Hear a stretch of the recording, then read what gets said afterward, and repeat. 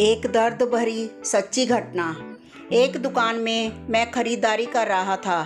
तभी मैंने उस दुकान के कैशियर को एक 5-6 साल के लड़के से बात करते हुए देखा।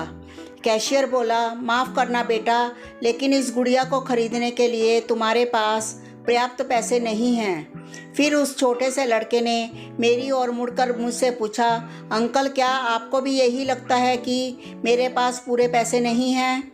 मैंने उसके पैसे गिने और उससे कहा, हाँ बेटे, ये सच है कि तुम्हारे पास इस गुड़िया को खरीदने के लिए पूरे पैसे नहीं हैं। वह नन्हा सा लड़का अभी भी अपने हाथों में गुड़िया थामे हुए खड़ा था। मुझसे रहा नहीं गया। मैंने उसके पास जाकर उससे पूछा, ये गुड़िया तुम किसे देना चाहते हो? उसने उत्तर दिया, ये गुड़िया मेरी बहन को बहुत प्यारी है और मैं इसे उसके जन्मदिन के लिए उपहार में देना चाहता हूँ।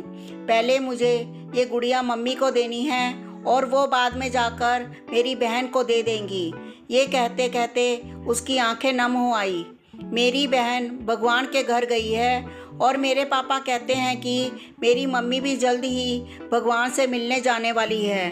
तो मैंने सोचा कि क्यों ना वो इस गुड़िया को अपने साथ ले जाकर मेरी बहन को दे दें। मेरा दिल धक सा रह गया था। उसने ये सारी बातें एक सांस में ही कह डाली और फिर मेरी ओर देखकर बोला, मैंने पापा से कह दिया है कि मम्मी से कहना कि वह अभी ना जाए, वह मेरा दुकान से लौटने तक का इंतज़ार करें। फिर उसने मुझे एक बहुत प्यारा सा फ़ोटो दिखाया जिसमें वह खिलखिलाकर हंस रहा था। उसने मुझसे कहा, मैं चाहता हूँ कि मेरी मम्मी मेरा ये फ़ोटो भी अपने साथ ले जाएं, ताकि मेरी बहन मुझे भूल नहीं पाए।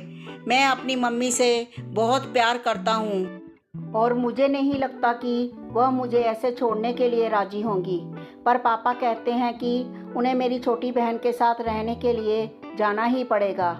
इसके बाद फिर से उसने उस गुड़िया को गमगीन आंखों से खामोशी से देखा।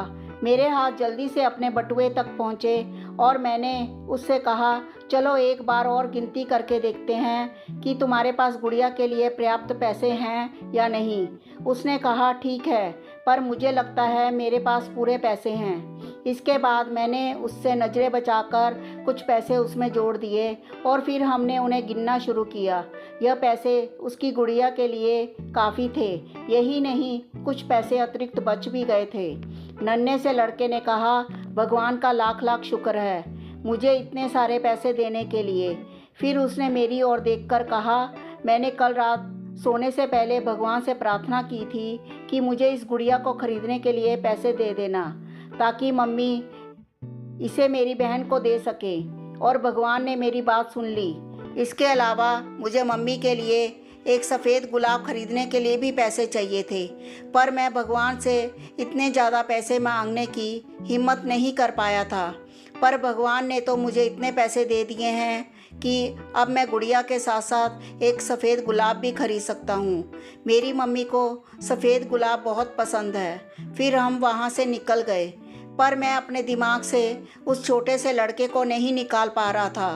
फिर मुझे 2 दिन पहले स्थानीय समाचार पत्र में छपी एक घटना याद आ गई, जिसमें एक शराबी ट्रक ड्राइवर के बारे में लिखा था, जिसने नशे की हालत में मोबाइल फ़ोन पर बात करते हुए एक कार चालक महिला की कार को टक्कर मार दी थी, जिसमें उसकी 3 साल की बेटी की घटनास्थल पर ही मृत्यु हो गई थी और वह महिला कोमा में चली गई थी।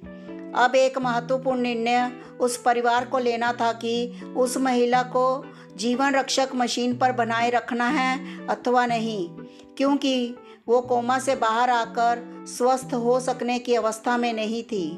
क्या वह परिवार इस छोटे से लड़के का ही था?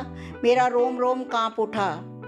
मेरी उस नन्हे लड़के के साथ हुई मुलाकात के 2 दिनों बाद मैंने अखबार में पढ़ा कि उस महिला को बचाया नहीं जा सका।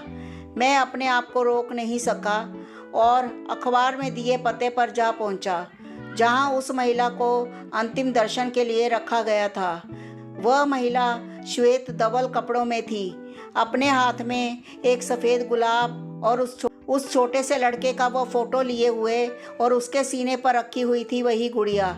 मेरा हृदय रो पड़ा और मैं नम आंखें लेकर वहाँ से लौटा। उस नन्हे से लड़के का अपनी माँ और उसकी बहन के लिए जो प्यार था वह शब्दों में बयान करना मुश्किल है। और ऐसे में एक शराबी चालक ने अपनी घोर लापरवाही से क्षण भर में उस लड़के से उसका सब कुछ छीन लिया था। धन्यवाद।